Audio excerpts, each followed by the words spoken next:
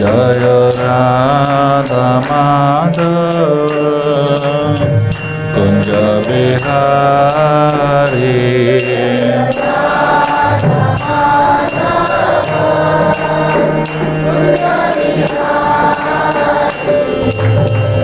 गोपीजन वल्लभ गिरिवरधारी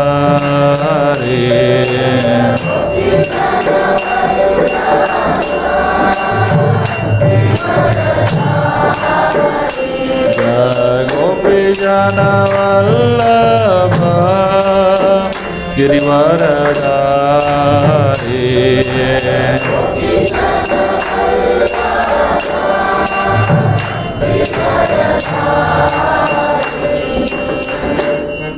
यशोदानन्दन व्रज जनरञ्जन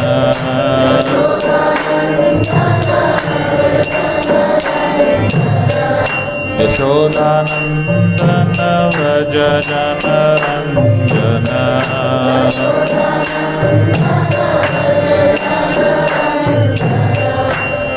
यमुनातीरा वनचारी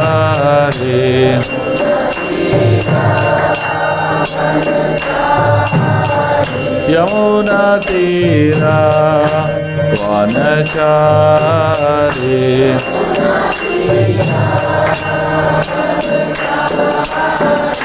जय राधा माधव कुंज बिहारी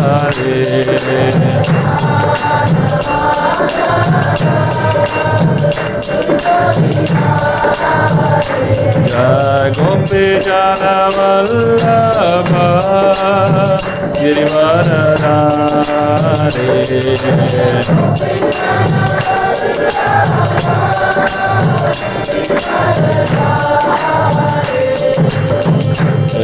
यशोदानन्दन व्रज जनरञ्जन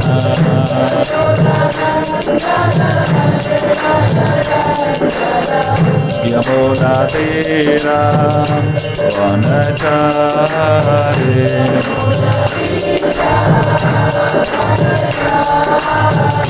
जय राधा माधव कुंज बिहारी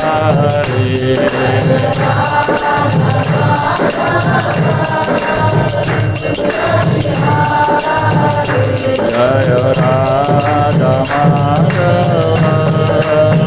कुंज बिहारी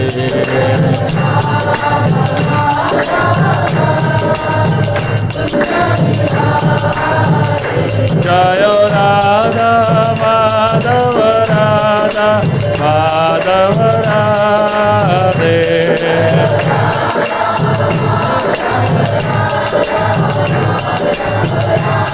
जय राधा गोपीनाथ राधा गोपीनाथ राधे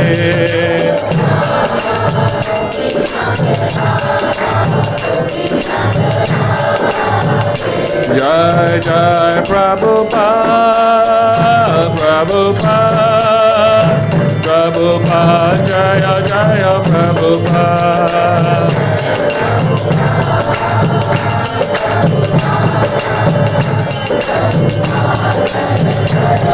नित्य गौर हरि बोल हरि बोल हरि बोल नित्य गौर हरि बोल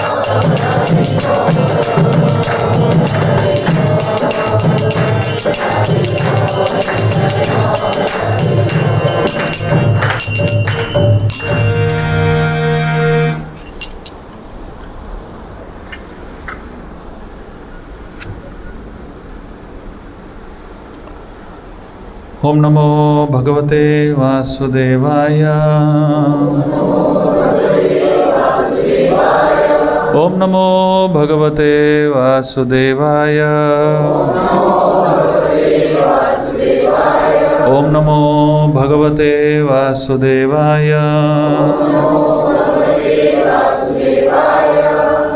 Om Agyantimirandasya Gyananjanashalaakaya Chakshurunmilitam Yena Tasmai Shri Gurave Namaha. Shri Chaitanya Manobishtam Sthapitam Yena Bhutale Swayam Rupa Kadamayyam Dadati Swapadantikam Vandeham Shri Guru Shri Yutaha Padakamalam Shri Gurun Vaishnavamscha Shri Rupam Sagrajatam Sahagana Raghunatam Vitam Tam Sajivam Sadvaitam Savadotam Parijana Sahitam Krishna Chaitanya Devam Shri Radha Krishna Padan Sahagana Lalita Shri Vishakhan Vitamscha He Krishna Karuna Sindhu Leena Bandhu Jagatpate Gopesha Gopika Kanta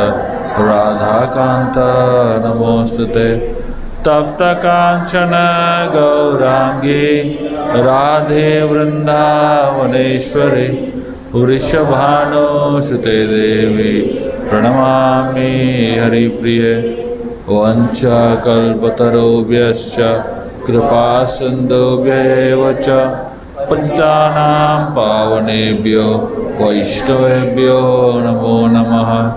Jai Shri Krishna Chaitanya Prabhu Nityananda Shri Advaita Gadadhar Shivasadi Gaur Bhaktavrinda. Hare Krishna Krishna Krishna Hare Hare Hare Rama Rama Rama Hare Hare.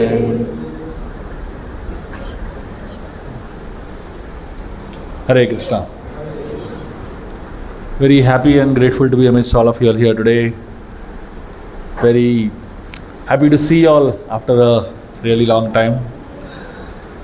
I've been asked to speak on the topic secrets to lasting relationships. So let me begin by telling you all a story from the Mahabharata.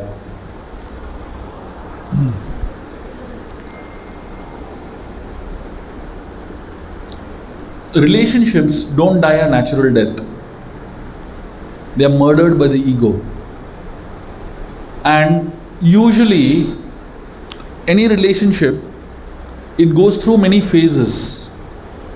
But one of the most destructive thing in a relationship is assumptions.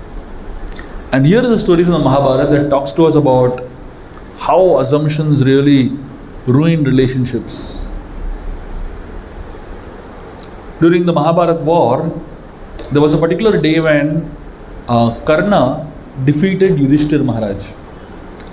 And Karna defeated him very badly. And not just defeated him, he insulted Yudhishthir. So Yudhishthir was hurt, he was physically wounded, but he was emotionally very hurt. Because Karna really insulted Yudhishthir a lot. So Yudhishthir was brought back to his camp by his chariot driver. And Yudhishthira was very upset and very angry at Karna. And he was hoping that Arjuna will kill Karna and come to give him this news that Karna is dead. So Arjuna somehow came to know that Yudhishthira is hurt and injured. So he came to see if Yudhishthira is alright. As soon as Arjuna walked in, Yudhishthira asked him, "Did you kill Karna?" So usually problems in relationships begin the moment you make some assumptions. And based on the assumptions, there are expectations. And based on those expectations, if those expectations are met, you feel good. But if the expectation is not met, you get angry. So Yudhishthir, when he asked Arjun, "Did you kill Karna?" Arjun said, No, I just came to see if you're alright. When Yudhishthir's expectation was not met, Yudhishthir got really upset with Arjun. And he got wild on him. Usually, when your expectation is not met and you're angry, you want to transfer that anger to somebody else. You start blaming others. That's the result. So, assumptions lead to expectations, expectations lead to pain, and pain leads to blame. Yudhishthir started telling Arjun that I should not have expected this from you. I should have probably expected this from Bhima. He could have done it easily.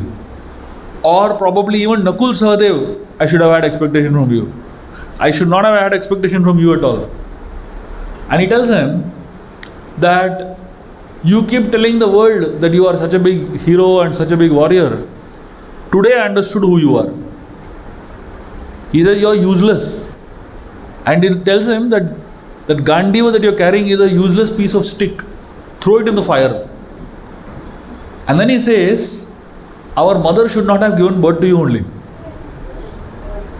And he says, in fact, our mother should have killed you when she was 6 months in the womb. Imagine Yudhishthir Maharaj speaking like this. Now you compare what Yudhishthir said to what insult happens to you at your own homes. You know, your wife insults you, your husband insults you, your children insult you. You know, compared to that insult, this is like 100 times, 1,000 times more, right? I don't think anybody has insulted you like this.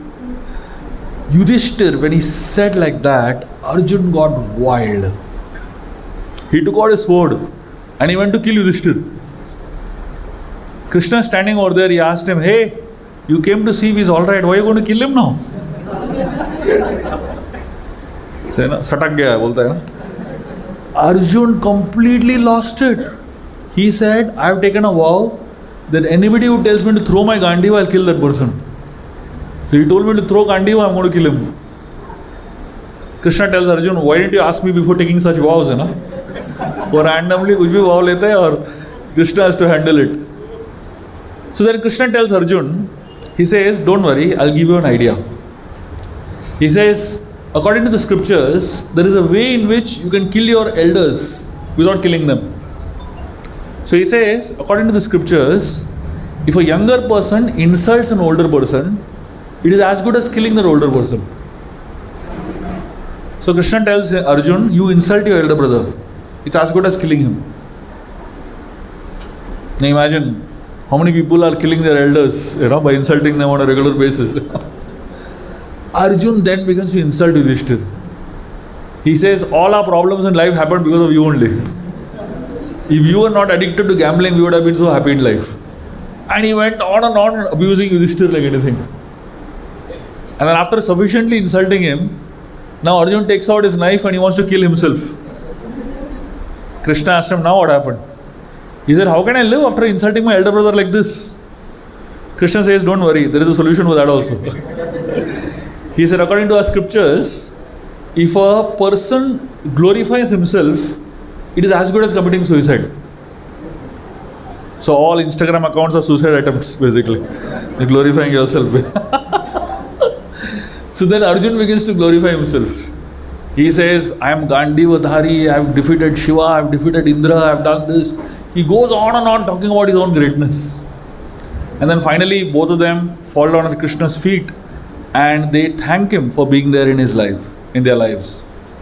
And then Krishna tells the two of them two stories. And this is the reason I'm telling you this story, basically. Krishna gives them two amazing stories to explain to them a very important principle of relationships. Krishna tells Arjun and Yudhishthir that there was a hunter named Valaka. So this hunter once had killed an animal. And after killing the animal, this hunter realized it's a blind animal. So according to the hunting profession, a hunter is not supposed to kill a blind animal. It is considered very sinful from a hunting profession.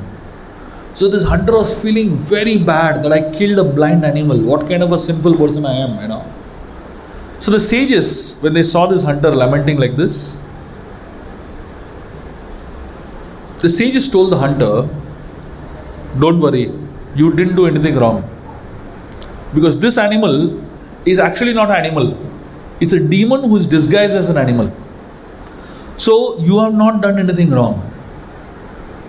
So Krishna tells this first story. And then Krishna tells a second story. He tells that there was a sage named Kaushika who was once meditating. And this sage, when he was performing his tapasya, suddenly a man comes running to him. And he tells the sage that there is a group of dacoits that are chasing me. Please save me. I'm going to hide in your ashram. Just don't tell them that I'm hiding here. The sage, he didn't know what to do. He kept quiet. This man went and hid in the ashram. And after some time, the dacoits come. And they ask the sage, did you see any man over here who just came running? Now the sage is thinking, should I tell the truth or should I tell the lie? The sage Kaushika had taken a vow of lifelong speaking only truth. Now, if he speaks the truth, this fellow will die. But if he speaks a lie, his whole lifelong vow is broken. So he thought a little bit and he told the truth that he is hiding over here. The dacoits went and killed him. Krishna tells this story to the Pandavas. And he tells the second story to inform the Pandavas that Arjuna and Yudhishthir, that sometimes when you think you're doing right, you're actually doing wrong. In the first story, the hunter thought he's doing wrong, but he's actually doing right. And in the second story, the sage thought he's doing right, but he's actually doing wrong. Krishna tells Arjuna and Yudhishthira these two stories to tell them that what you think is right and wrong may not be true.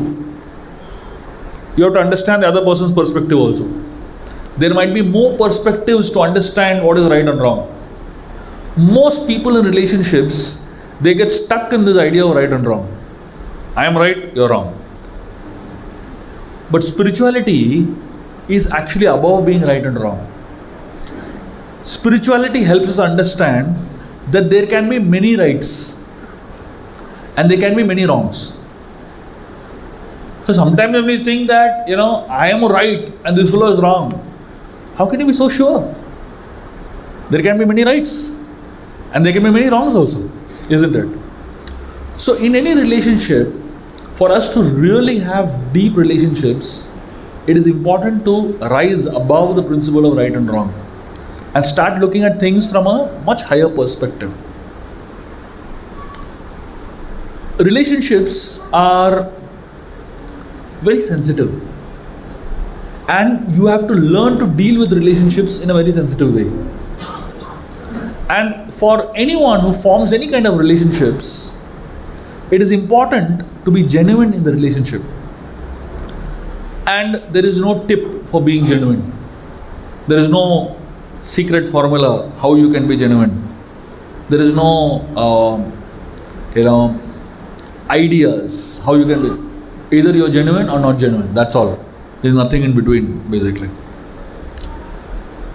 I'm going to tell you all a story from the Mahabharata that talks about a very important principle in relationships and what is the meaning of genuinity in its true sense.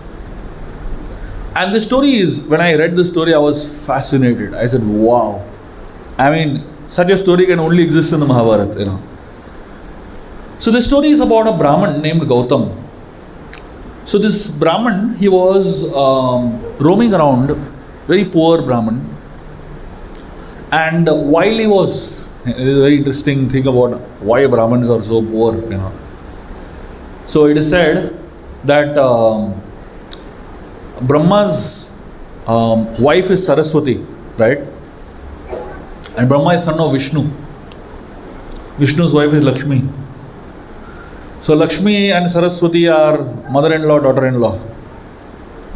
So mother-in-law, daughter-in-law problem exists everywhere.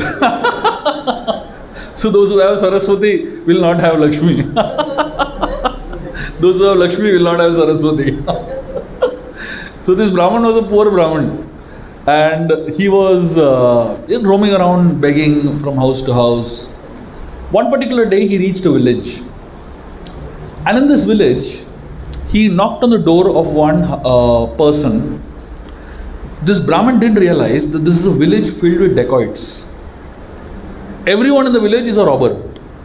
Now imagine, a village like that, It's not that they rob each other. They go and rob outside and they stay peacefully inside, basically. So all robbers. So he knocked on the door of the house, who was the chief of all the robbers.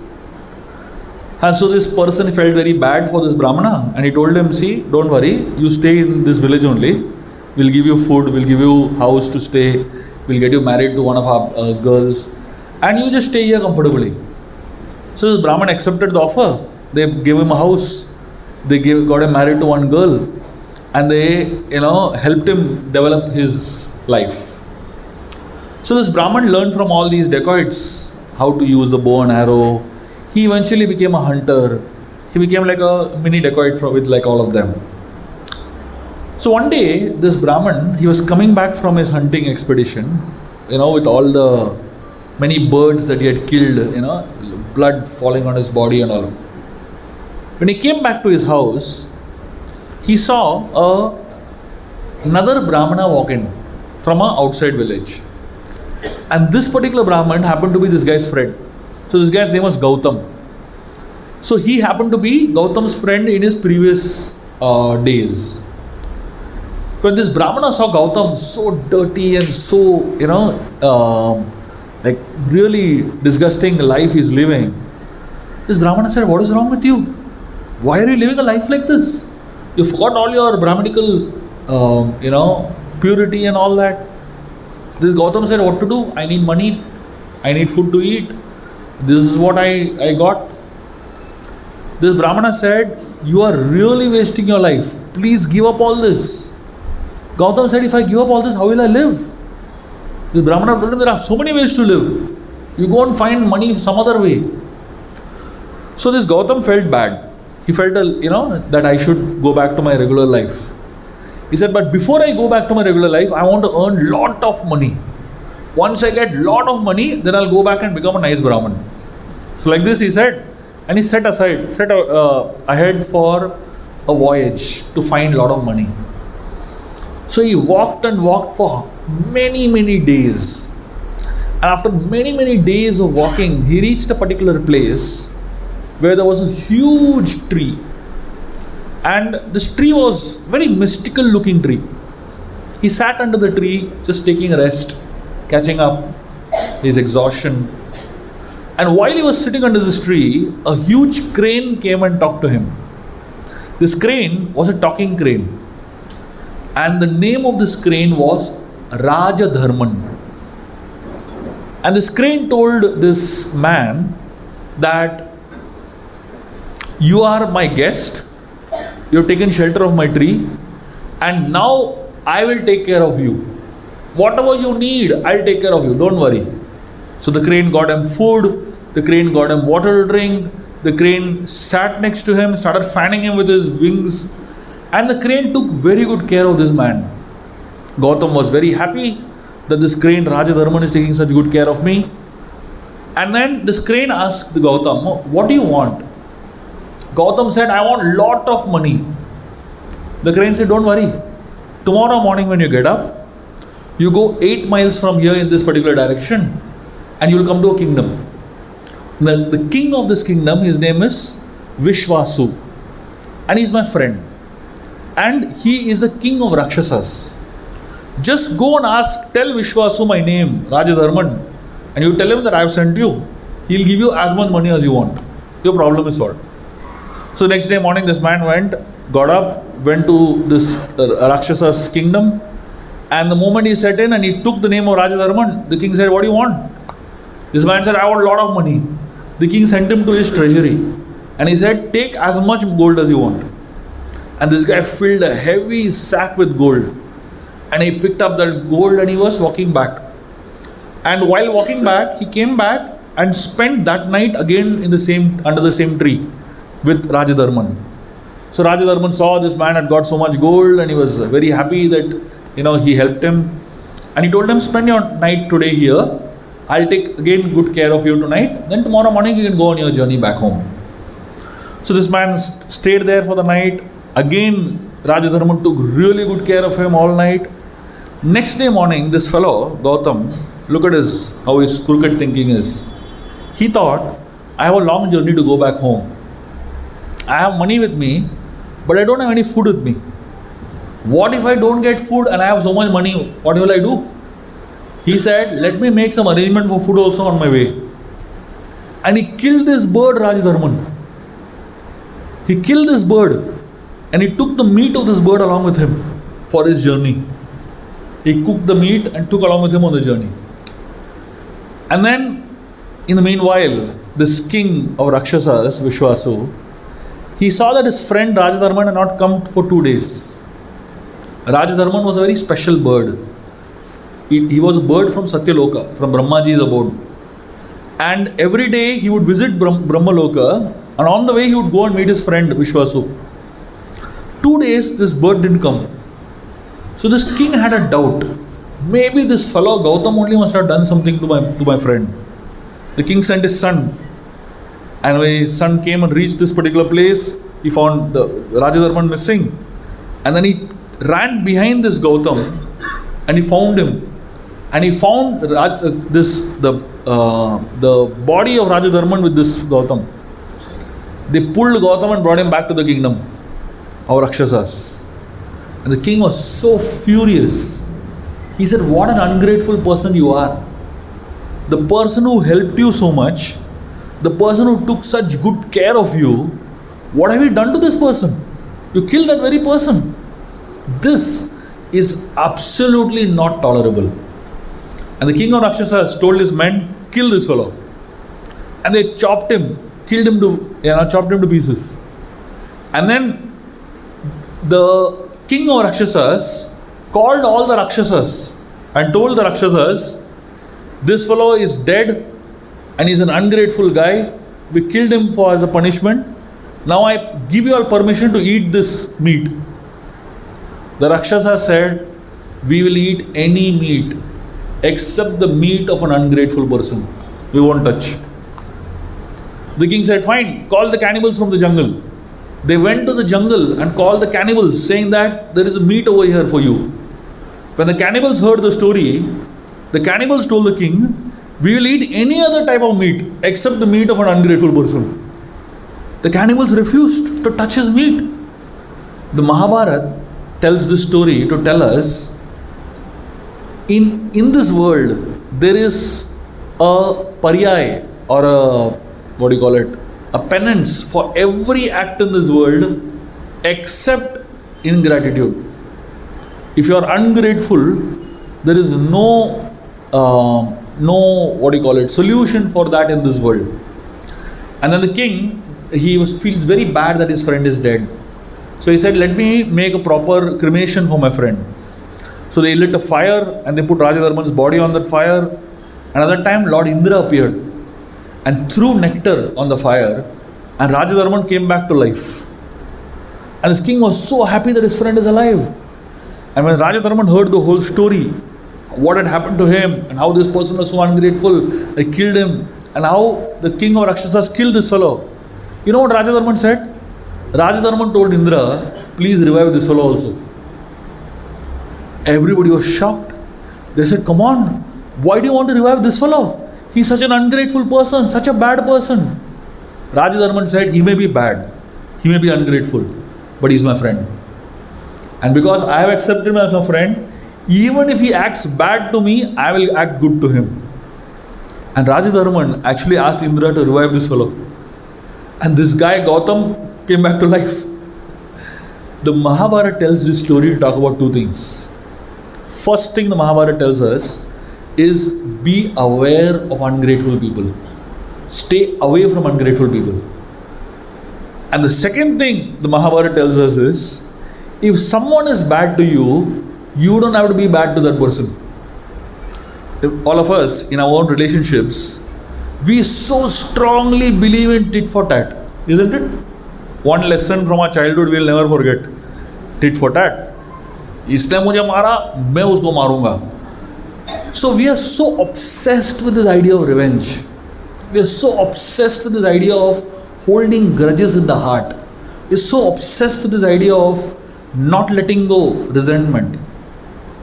The Mahabharata advises us to learn to go ahead in your spiritual journey, dropping these things. I'm going to tell you a story from Vrindavan of an amazing saint and the story is so powerful. There was a person who was a very rich man in Bengal. His name was Lala Babu. This man was fabulously rich businessman in Bengal. And obviously, if you're a businessman and you're fabulously rich, you'll have many enemies, isn't it? So he had a lot of people who hated him. And there was one particular man who really hated this guy. And this man also did a lot of wrong to him, that man also did a lot of wrong to him. It's like business rivals. Great hatred in the heart.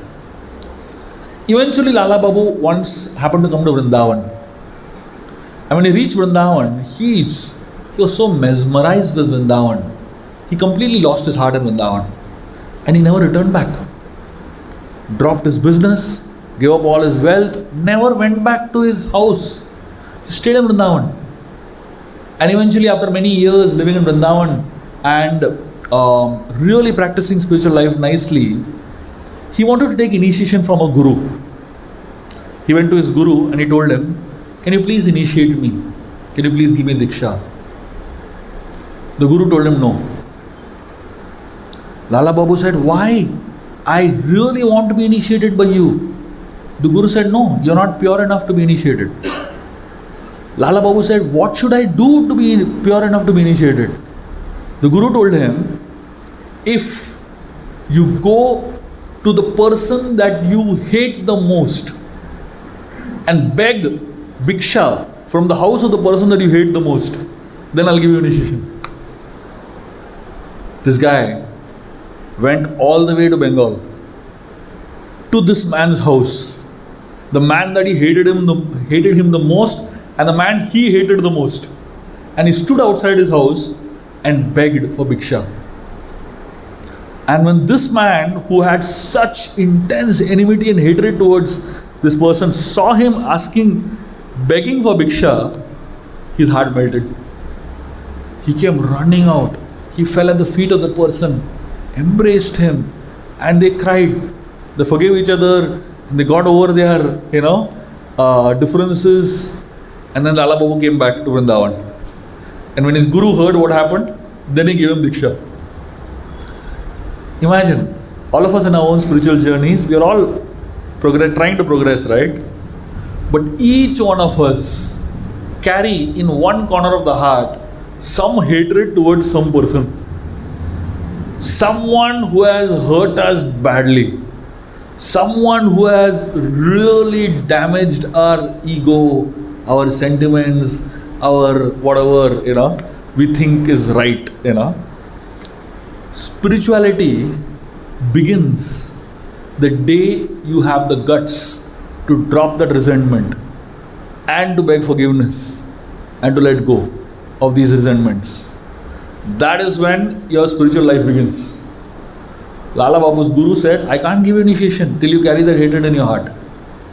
Now imagine how much qualified we are to get initiated, Unfortunately, we get initiated also, carrying so much hatred in the heart. It's all up to us to deal with what we are having in our hearts.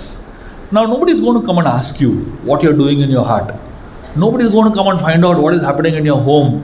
Nobody is going to find out what is happening in your offices. Nobody is going to come and find out what is happening between your friends. It's all up to you. But if you're really interested in our spiritual journeys, we have to learn to overcome these hurdles and go ahead in life. Because these hurdles come as blocks. And they seriously block your relationships. And I'm going to tell you a very interesting story from the Ramayana now about how these blocks exist in life. When Lord Ram was exiled to the forest for 14 years, 14 long years Ram lived in the forest. And then the war happened with Ravan and Sita was rescued. After the Agni Pariksha happens, and after everything is over, suddenly Lord Brahma and Shiva appear in front of Ram. This is in Lanka. After the whole war is over and everything is, Sita is reunited back with Ram. Brahma and Lord Shiva appear to Lord Ram. And they tell Lord Ram We are very, very happy with whatever you have done. Now there is one more thing you need to do. So Ram asks them, what should I do? And then Lord Shiva and Brahma tell Lord Ram, there is someone who wants to meet you. Can you please meet this person? And you know who appears there? Dasharath Maharaj. The father of Lord Ram appears over there. And Dasharath Maharaj comes in his ethereal form and stands in front of Lord Ram. And Dasharath Maharaj, he has been living in the heavens for so many years now. After Ram left from Ayodhya, Dasharath died. And he is carrying a guilt in his heart. What was the guilt he was carrying? He's carrying a guilt that I did something wrong to Ram. I have hurt Ram. I have done something wrong to him. Though he was in the heaven, Dasharath was not peaceful. He carried that guilt in his heart that I have let down my son. Dasharath, from the heaven he came. And he came to Lord Ram and he said, I am sorry. And Lord Ram, such an amazing person, he said, my dear father, what are you sorry about? There's nothing that I'm carrying in my heart. There is a concept in psychology known as family constellations. I don't know, any of you have heard of this? Family constellation essentially tells you a very important principle of life. All relationships are about energy.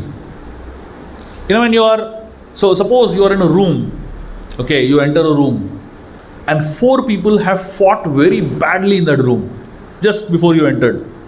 And as soon as you enter the room, everybody is quiet, nobody is speaking anything. But as soon as you enter, you can make out something is wrong here, right? You get a sense, right? The energy of that room feels different.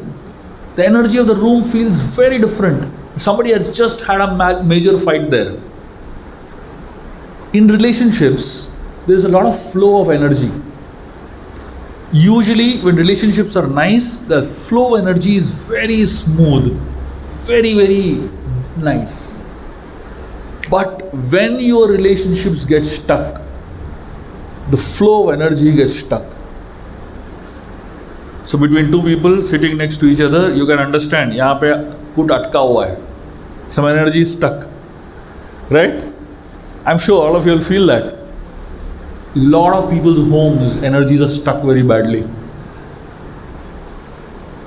Strange equations form at home. Mother-in-law not talking to daughter-in-law. Daughter-in-law having very strange equations with, the other side of the. It's very, very powerful and obvious. And when energies are stuck like this, you can't be peaceful. Not just can you not be peaceful in this life, you will not be peaceful in the next life also. In the next life, it affects as Pitradosh. So many people today who are suffering from Pitradosh, it's simply because energy is stuck in the past. It is important to learn to let go. And I'm going to tell you a very nice and a very powerful story. And this is a true story.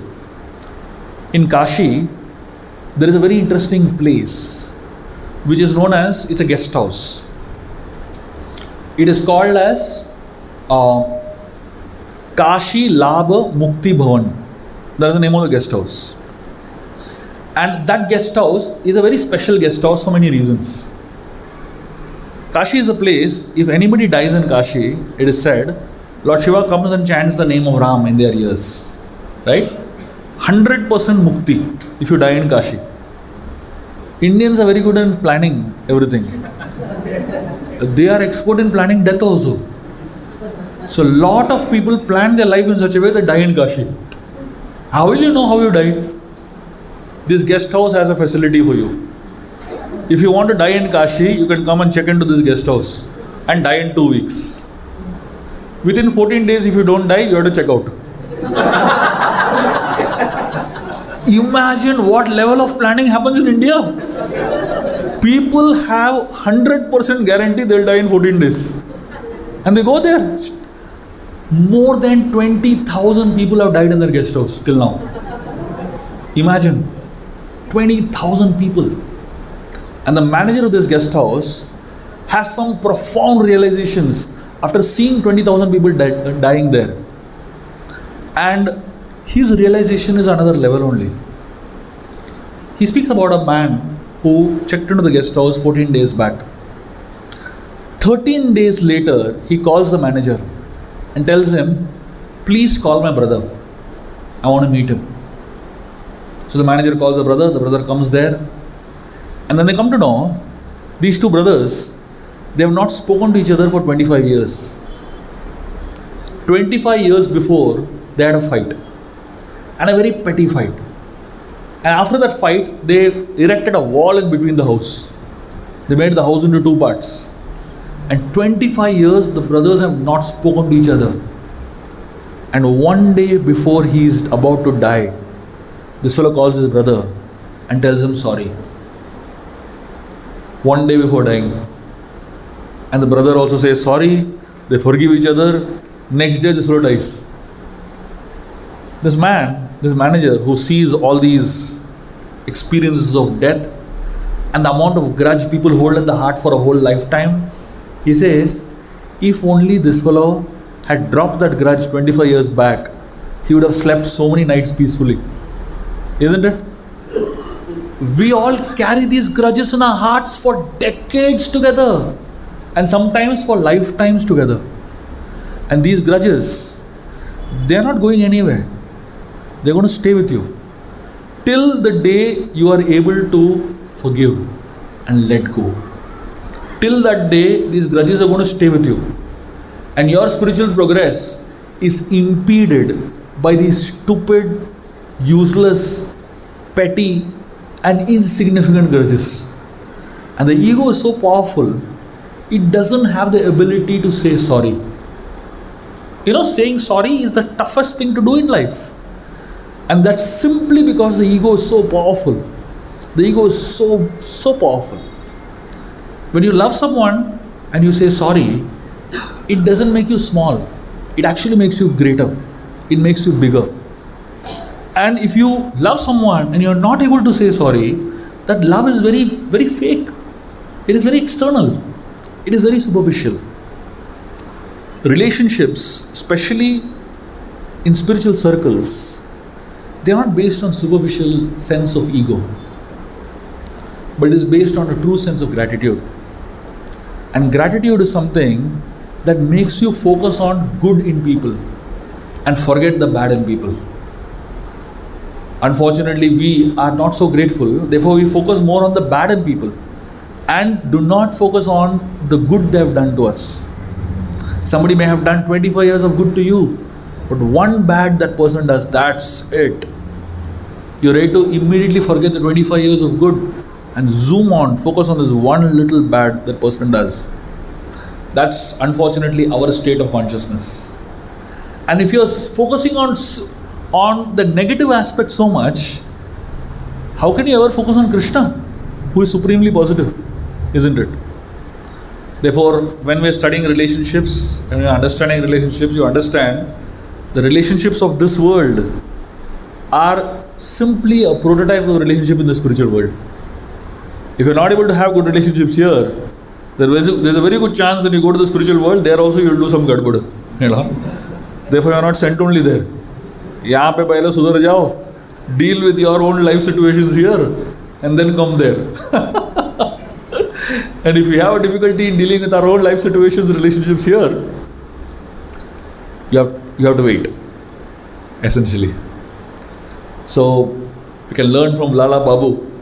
If we really prioritize Krishna in our lives, and if we really want, initiation is just the beginning of our spiritual journeys, right? If you're really interested in growing in our spiritual lives, you have to learn to develop relationships that are genuine and drop petty grudges and resentments in the heart and focusing on the higher principles that unite hearts rather than divide hearts. Thank you very much. Hare Krishna.